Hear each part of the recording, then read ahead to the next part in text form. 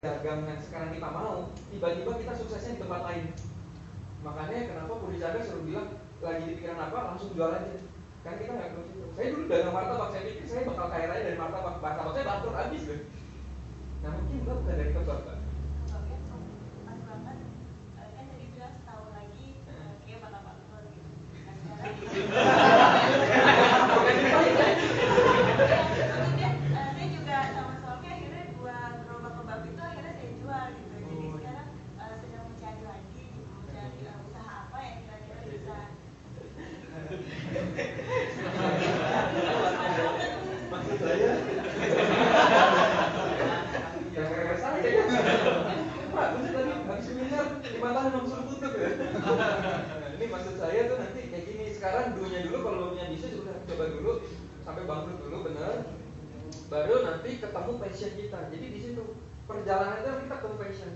Jadi nanti akhirnya itu kita harus ketemu passion. Kalau gue sukanya kayak gini terus terang saya udah nggak suka jualan bebek ginjal. Uangnya ada tapi saya nggak suka. Nah ini kita mau passion saya itu di internet marketer. Kayak gitu nanti teman-teman pokoknya itu. Oke, yang ketiga yang dilakukan adalah B itu belajar kayak gini. Ikut seminar di macam-macam. Karena kita kepalanya makin lama makin pecah. Bayangin sekarang saya ngomongin miliar, besok ikut seminarnya guru saya beneran, Bob Sadil sama Puri Chandra. Wah, pulang makin pecah lagi.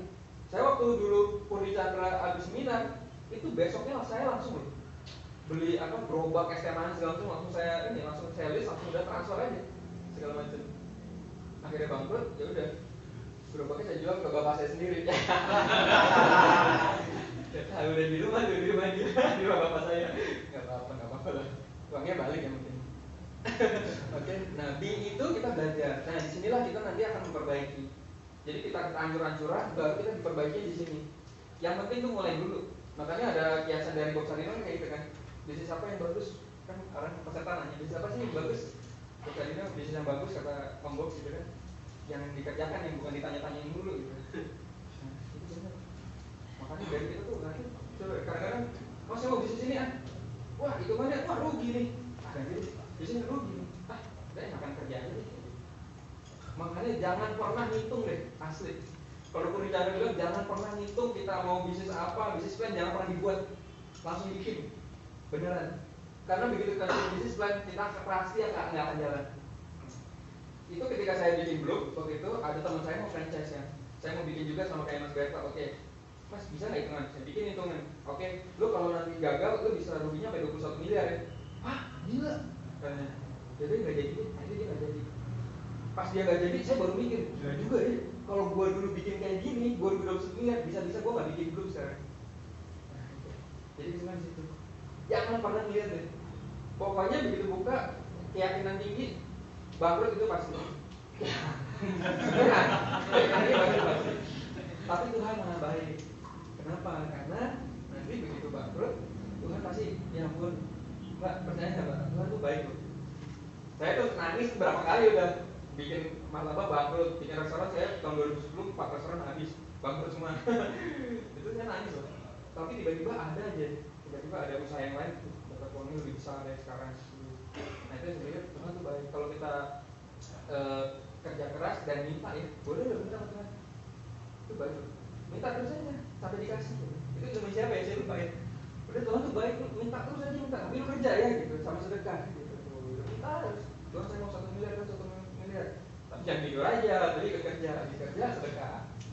Sedekah tuh yang keren saya belajar dari Puri Chandra. Nanti teman-teman habis keluar sini berani nggak ada tukang parkir kasih 50.000. Jadi sedekah itu kita nggak harus ke panti asuhan, kita bisa kasih sama tukang parkir, tukang sapu. Makanya sekarang saya lagi rajin banget tuh. Saya ingat ilmunya Puri Chandra kayak gitu. Saya percaya mas, begitu saya kasih uang 50.000, tiba-tiba omset saya naik. Saya nggak ngerti deh. Tiba-tiba hari itu saya ditransfer orang 10 juta kayak gitu. Gara-gara saya kasih 50.000.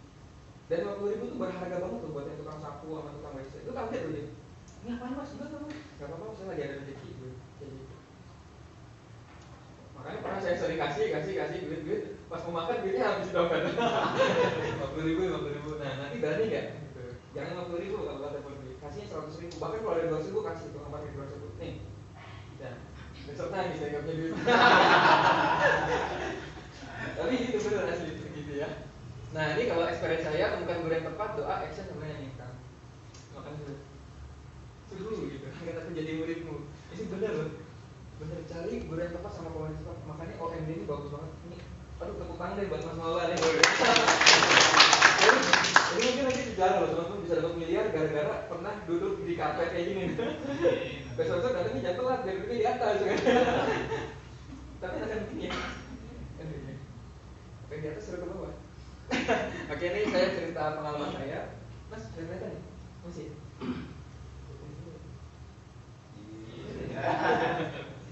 Masih kelihatan? Gak apa-apa ya Mas? Oke, ini waktu mulai bisnis ya. Ini terus terang, ini slide-nya adik saya. Ini slide-nya adik saya, makanya slide saya itu jelek. Kalau slide adik saya keren, adik saya itu dari bintang pembicara ke kemana-mana. Jadi waktu mulai itu pasti ada tantangan nih, obstacle itu tantangan. Saya baru tahu nih. Apa saya obstacle itu apa sih? Oh tantangan. Pertama gagal di masa lalu, nggak punya pengalaman, no skill, no knowledge. Jadi waktu mulai bisnis, saya sama teman-teman nih, nggak punya pengalaman, nggak tahu mau bisnis apa, nggak punya uang, nggak punya pengalaman, nggak punya uang tuh paling sering. Itu biasanya di seminar gini pertanyaan, mas saya nggak punya uang gimana? Aduh gampang, cari investor. Nanti diajarin caranya, oke? Nah cuma yang saya belajar kalau kita kayak gitu, udah nanti kita harus punya mental pengusaha. Ini saya cepat aja. Ini pernah ada yang lihat ya?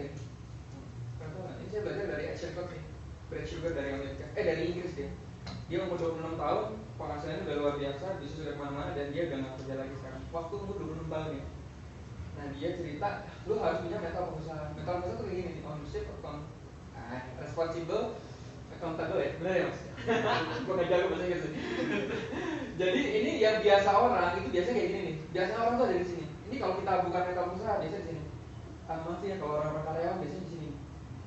Blame, excuse, denial. Selalu deh. Wah saya nggak bisa. Lu mah enak, bapak lu kaya gitu kan. Lu pasti dapat modal dari bapak lu. Lah bapak gua nggak kaya. Gua mau usaha dari mana? Nah, itu namanya blame, excuse. Alasan lah, hujan gitu kan. Aduh baru mau mulai usaha hujan mulu lah, masa? Internet Indonesia lambat lah gitu. Oh, itu paling standar tuh. Soalnya menteri kita kan gitu, buat apa sih internet cepet kan ya gitu. Bapak dibantu, mudah-mudahan segera obat. Gue sering kayak gitu juga kadang-kadang. Aduh internet lambat nih, kapan ganti menteri gitu. Oke, terkabul. Nah, terkabul ya? Kalau Jokowi 5% doang. 5% ya? Mudah-mudahan deh. Kita berharap main kawan infonya itu benar-benar dari orang yang ngerti internet ya. Syukur ya. Mau kampanye sekali mas. Nah ini kita harus punya jiwanya itu ownership, accountable, responsible. Jadi ownership itu kayak ini mbak, bisnis itu kayak ibaratnya sebuah kayak anak lah. Kalau bukan anak kayak pacar loh mas. Baru kali soalnya. Ya itu. Pacarnya tapi yang di kita ya, bukan yang capek-capekan gitu. Jadi kalau kita memperlakukan bisnis kita pakai pacar itu kita sayang banget sama bisnis kita. Oh sayang. Oh buka sampai jam 3 pagi ya kayaknya karena sayang gitu kan. Nah kalau kita punya jiwa kayak gitu biasanya nanti kebawa ke orang-orang di luar sana. Percaya kalau kita punya mental kayak gini, kita keluar jadi baik banget. Orang tuh ngeliat gila orang hebat banget ya, orang keren banget. Gue pengen lo deket sama dia. Jadi yang keren bukan cowok-cowoknya pengen kita, cewek-cewek nanti lah. Padahal saya cuma belajar kayak gini.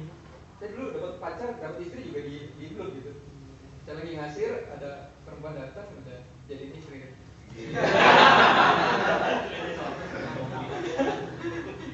Kayak gitu. Nah, accountable itu bertanggung jawab. Nah, tanggung jawab itu paling gampang gini deh. Kalau misalnya kalau kita ditunjuk, wah itu udah. Kenapa kita ditunjuk? Pernah nggak? Udah ya? Iya kan?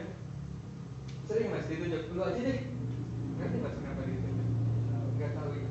Karena mas itu dipercaya sama orang. Itu keren banget mas. Kalau sampai kita ditunjuk itu keren banget.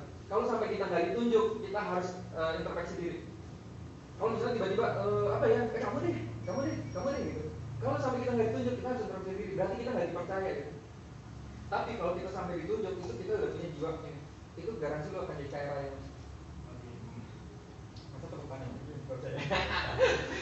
Gitu. Itu yang saya belajar. Responsibel itu bertanggung jawab. Oke, ini ya tadi. Ayo kita mulai kayak gini nih.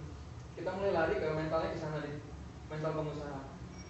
Kalau saya paling gampang, kalau kita ditunjuk, wah sudah keren. Artinya saya dipercaya, accountable. Makanya ada istilah kalau di Counter Strike, accountable. Apa main Metal Gear ya? Ada yang main nggak Metal Gear? Nggak ada ya? Mainnya ini dulu ya, Flappy Bird semua ya. Oke, ini belum waktu pertama kali. Waktu itu pengunjungnya cuma 50 orang. Oke, dulu cuma logonya kayak gini. Saya emang pengen bikin unik ya. Jadi emang kalau buka usaha tuh seunik-uniknya. Saya dulu dagang martabak itu, martabak saya paling meriah. Orang beli martabak satu berhadiah TV berwarna sama radio. Kalau TV gede gitu, kalau ambil ini bisa dapat TV berwarna. Bener. Isinya begini dulu makan saya. Tapi di situ saya meriah tuh, omset gede. Saya hancur itu karena ditipu sama kokinya. Jadi kokinya tuh nipu deh main uang. Oke, dulu toko saya tuh sangat salon nih dulu. Ya masuk banyak ibu-ibu gitu. Saya kira salon belah lagi. Saya kira salon. Akhirnya yang orang kira salon ajak anaknya. Ternyata makin lama. Akhirnya saya pindah ke sini. Nah, saya buka lagi endorse. Nah, yang menarik kalau ketika buka usaha itu kita gaji orang. Itu apa ya, perasaan yang gila deh. Lu bayangin, gua tuh kayaknya dulu umur saya 23 tahun mas. Saya gaji satpam yang umurnya 50 tahun. Pengen saya masukin amplop, gue yang gaji orang ya, gue gaji orang tua gitu, keren banget gitu. Dan mereka tuh respect banget sama saya gitu. Walaupun saya anak kecil gitu ya, bukan anak kecil ya. Bener mas, satpam tuh gak respect, mas Beto, begini-gini, itu harus tahu. Makasih mas. Dan itu satpam itu hidupnya dari, itu udah 10 tahun gitu. Nah nanti kalau udah buka usaha tuh saya udah involve-nya tuh udah kayak front office, designer, pemerintahan ya, business coach kayak gitu ya.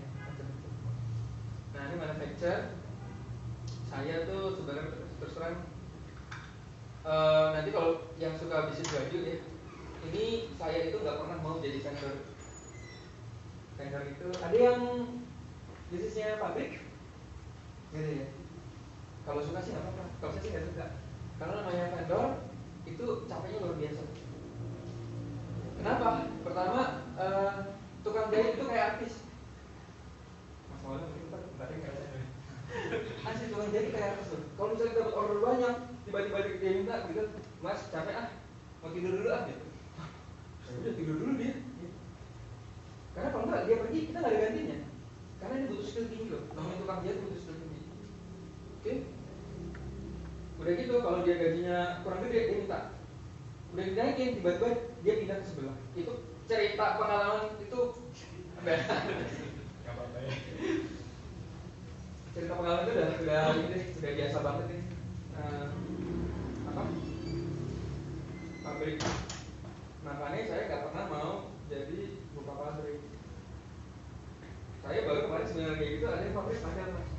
Gimana mas? Stres mas? Langsung dari stres mas. Makanya kalau lebih enak tuh jadi pedagang. Nah, dropship itu paling enak. Kenapa? Gak usah ngurusin packing, ya kan? Kita cuma jadi makelar tuh paling enak. Benar-benar jadi makelar.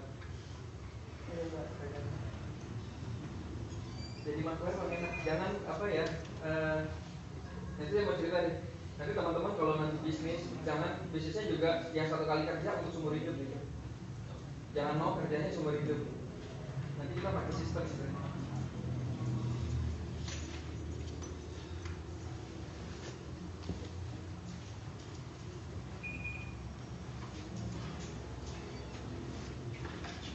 Ada yang mau nanya nggak?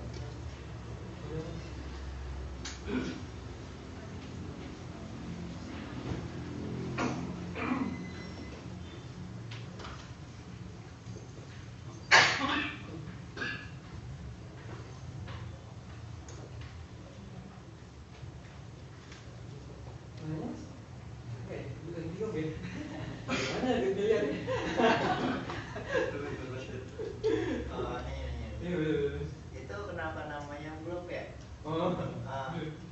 Kan kalau yang kata ya desain bilang kan kalau bikin nama produk tuh yang unik atau apa gitu. Iya, bisa. Gimana sih Pak?